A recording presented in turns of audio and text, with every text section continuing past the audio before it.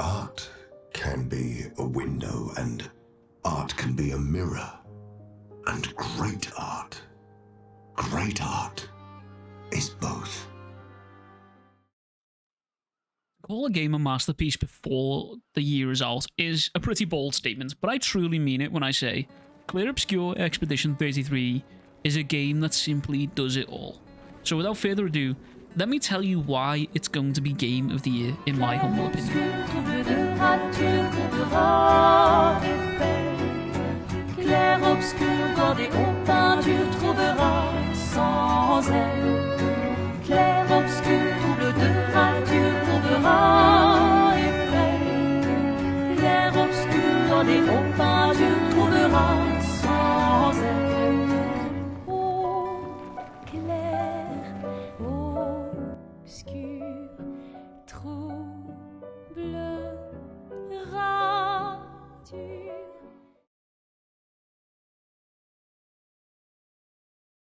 When a Game of the Year gets its crown as such, it's often the case that it's completely excelled itself in one way or another, or it is just the complete package for a good fucking game. Expedition falls into the latter. It is my personal opinion that it is the complete package of a game. If you're someone who enjoys RPG games or turn-based games, then Expedition holds its weight in achieving that. Now, I'm not saying this game is perfect, but is it close? Goddamn right. Because Expedition is such an expansive game, an effort to try and keep this video on track and somewhat short, I've segmented it into 6 key parts: gameplay, the world, the characters, the music, the story, the complete package. I'll run down the list and explain what the game did right for me to decide why it's going to be Game of the Year. Also, spoilers ahead, you've been warned. Turn-based RPG games in today's day and age may have a lot of you sat there turning up your noses, and granted, when I first heard that this game was turn-based, I was a bit turned off also. Call it turn-based fatigue. I spent most of my childhood growing up on turn-based games. Final Fantasies, Dragon Quests, you name it, there was a game that I was playing that was most likely turn-based. But what Sandfall does here is that they don't try and reinvent the wheel. Instead, they keep the wheel solid, and they keep that turn-based format and add in the additions of parries, dodges that allow the game to feel a lot less turn-based. So instead of the game feeling like it's a constant cycle of attack, wait, it's more close to attack, wait, parry, dodge. The key here is that during these moments, each individual Neveron, the main enemies within the game, all has their own unique tells and signs for when you should dodge or parry. For example, when fighting the Lampmaster, who has a variety of attacks and phases, you can shoot out his lamps in the order that they light up during your turn so you can interrupt his attack. But should you not do that, the tell is there in the flash of light just before the attack lands, and each and every Neveron you'll come across has attacks like this. They all signal one thing or another.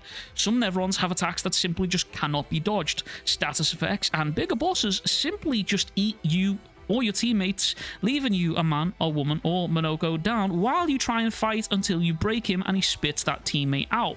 I found myself in the first playthrough feeling sometimes as if I was playing Elden Ring light, almost. Some enemies can simply just 2-tap you or 1-tap you. If you can't hit those parries or get your counters off, you're simply just gonna get absolutely fucked. And it's these very simple mechanics that make the game feel engaging and rewarding, and less of a slog in comparison to other turn-based games. And these battles all complement the exploration of moving through the world and allowing you to explore the continent at large. Which brings me around to... As of the time of this recording, I have over 3 days in the game of Expedition, which probably to some of you isn't that much, but I will most likely have more by the time this video has come out.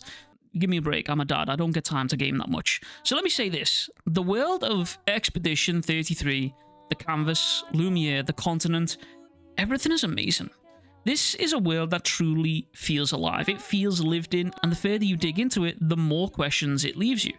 When you first start the game, you play as Gustav in a place called Lumiere, a warped and twisted version of Paris, or I don't know, maybe just normal Paris, I guess. As you move through the streets, it's filled with life and what feels like celebration and jubilee, and everyone you speak to just gives you little hints into what it's like to live there, clues as to the people who are here, And if you're like me and you play this game completely and utterly blind, then as you wander around Lumia, you're filled with wonder and questions like, why is Paris like this?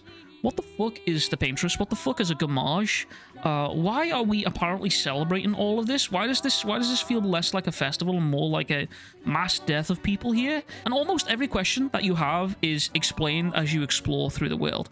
Once you leave Lumiere and land in the continent, the more you explore, the more you are rewarded. You're rewarded by the logs and the transcripts of the previous expeditions who have come before you and have left their words for those who come after. Yeah, that pun was absolutely intended. Please like and subscribe, I need this. But this world is bigger than just Lumiere and the continent. As you venture through the story, you learn that this world isn't just a world at all, and in fact is a canvas. Now, I do not mean that in a metaphorical way. The entire world that you've played through thus far and experienced is all the result of a painting on a canvas. And therein lies the biggest mystery as far as I'm concerned. You're exposed to the continent, the Neverons, the Paintress, Renoir, and so much as you journey through the world, only to learn that this vast expanse is just simply a mere creation of a human in the real world. And there is so much more that I could talk about when it comes to the world of Expedition, but for the sake of time and the fact that I've still got 4 more sections to cover, I'll leave it at this. However, if Sanfall ever created DLC or a sequel to this game, maybe even a prequel for the series, I would absolutely love to see more of not only the continent, but maybe the real world, or maybe even the other canvases created by other painters in the real world. While the world is certainly a fascinating aspect of the game, what really makes it shine is there is simply no shortage of characters who are beautifully written within the world of Expedition 33. And honestly, I could make full videos fully yapping about each and almost every single one, but for the purpose of this video, I'm going to focus on Mael, Gustav, and Verso, which, if you play the game, you might think is a very, very strange combo of characters to yap about, but it will all make sense. As I mentioned earlier, when you first play this game, you start as Gustav, and you meet Gustav at a point in his life where he already has emotional baggage. He already has a past. The love of his life, Soph, and himself have decided to part ways for some unbeknownst reason to us. And most of the reasons as to why this happened are left pretty vague, but what is made clear is that these two lovebirds are not quite ready to give up on each other. And the prologue of this game sees us reunited with Soph after a while. As you move through the streets of Lumia, you get to learn little facts about the two little bits of their past, and you get to watch them interact. And I think one of the best things about this game is how these characters are written, how they interact, and how they're voiced and animated. And they are voiced by some stellar talent. Gustav, for example, is voiced by Charlie Cox. You might know Charlie Cox. He's the literal fucking Daredevil. Renoir, for example, is also voiced by Andy fucking Serkis. A living fucking legend responsible for Golem, Caesar, and so many fucking more characters that have potentially impacted many people's lives. And you get to feel every bit of emotion in their faces, as well as every bit of intent in their words. And more than this, the writing and the interactions are just beautifully well done. It's not just the voice actors that are good at their job, it's the scriptwriters here. Watching Gustav and Soph interact doesn't feel cliche, it doesn't feel fake.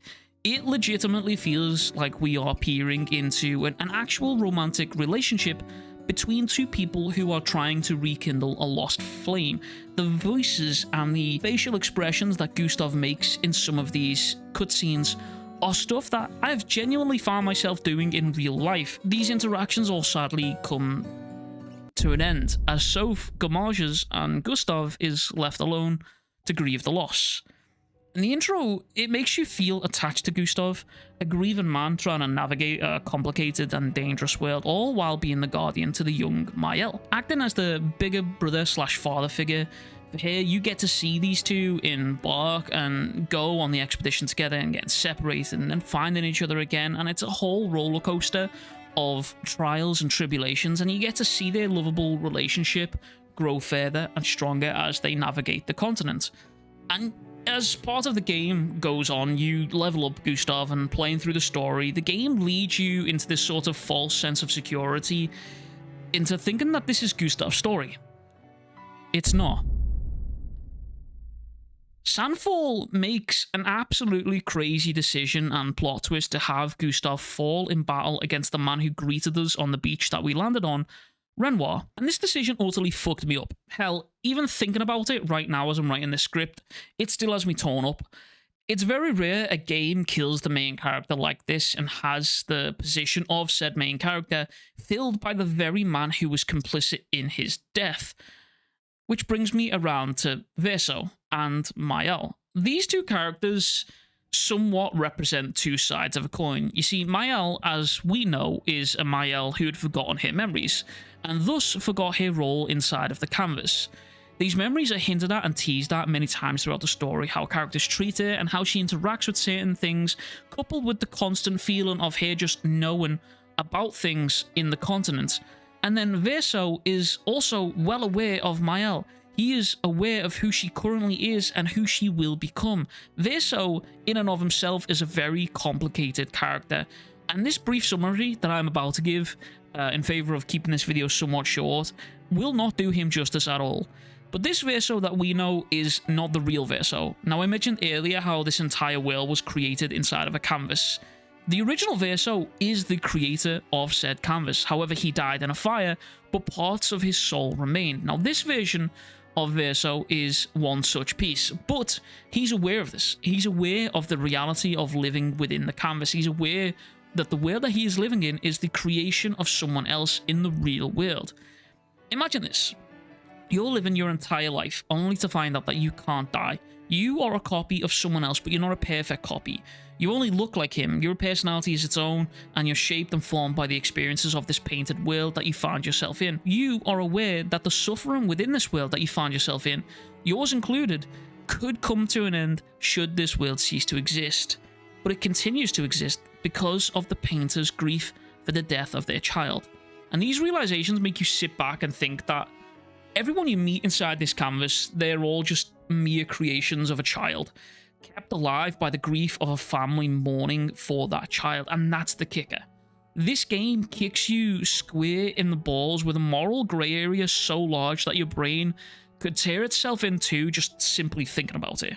I'm going to pose a social experiment for you right now. I'm going to ask for you a question in the comments. Who was correct? Who was better standard in their position? Maël or Verso? Now, as you type out your replies, I can almost guarantee that there will be no unifying answer, because both Maël and Verso, their lived experiences resonate with others, ourselves, the people in the real world, the players, all in different ways. For example, when I completed this game for the first time, I chose to side with Maël, a girl who was shrouded in grief, wanting to simply live in her brother's creations for a little while longer to cope with the grief. Because in the real world, every time she looked at herself, she saw the ramifications of her actions that caused that fire, that caused the death of her brother. She's faced with the scars and the injuries of that fire. And I chose to side with it because I sought to sympathize with it. On the outside of the world, she's a shell, but inside the painting, she can live a life filled and surrounded by her brother's creations to make her feel closer to them. Now, after completing the game, in hindsight, it hit me like a truck. And had I had the option to go back, I think I would have picked Verso. The point is, these characters are human. Even the ones that aren't human are human. They're all victims of circumstance and grief, and it's a subject that hits close to home for me, and I'm sure many of you watching and many more outside who have played the game. It's why this game was and will continue to be so successful, because of that moment. But the cherry on top of all of this for these characters, their interactions, their stories, and how they move around the world is...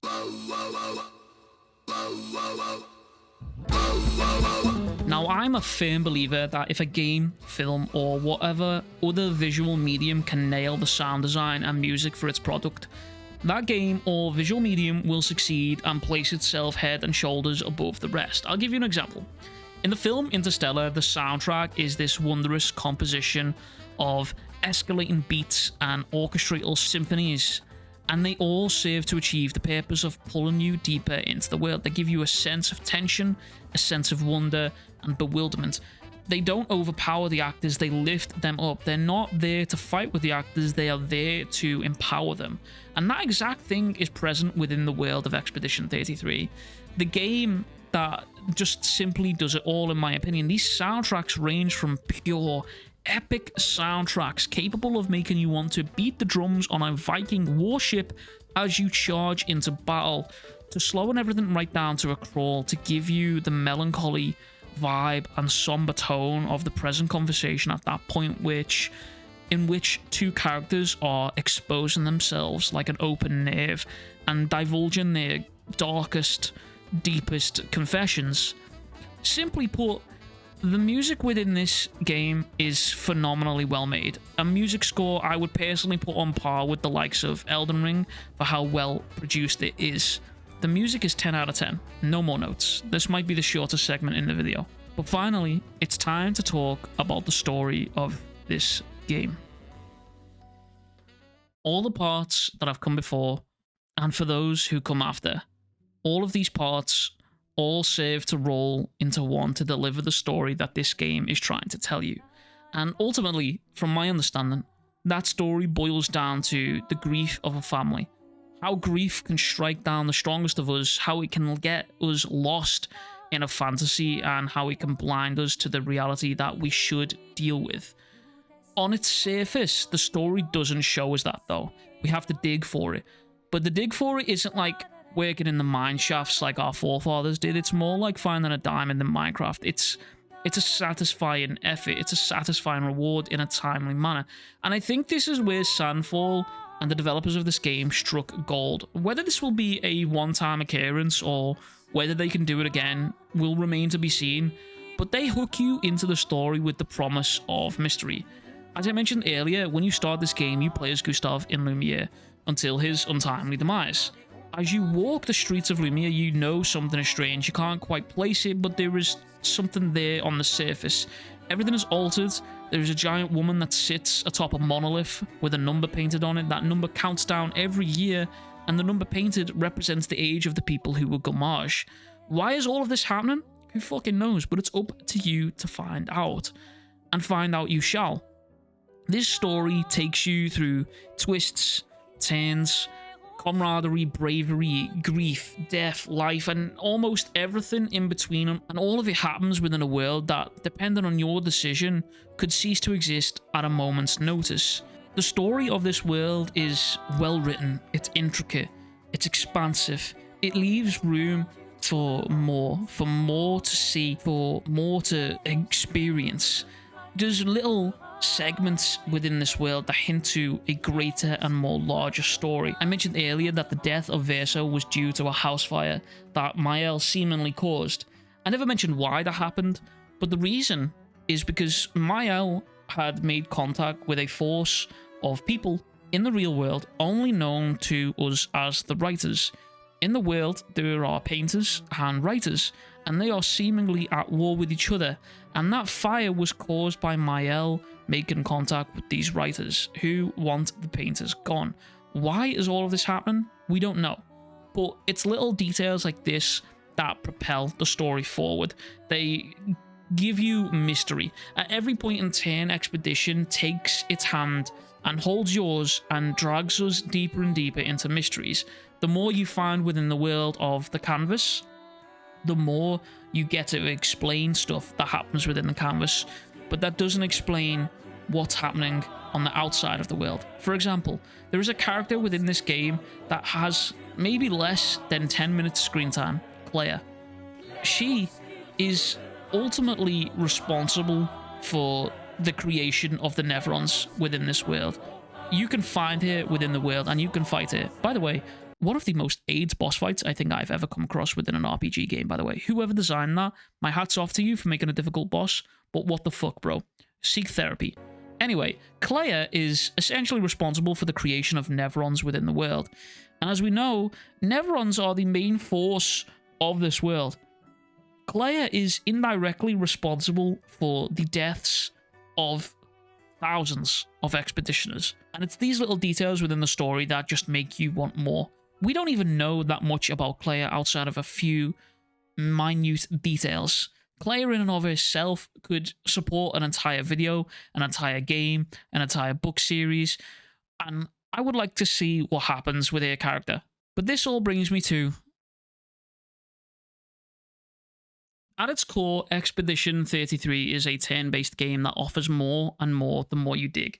Each and every nook and cranny of the game is filled with beautiful visuals, crisp dialogue, stunning sound and music design, and a story that could very easily make the transition into a full-blown film or TV show should it ever be given the chance. In summary, Expedition 33 is Game of the Year in my humble opinion. Until Death Stranding 2 comes out in a couple of weeks and I switch up like a motherfucker. God bless, thanks for watching.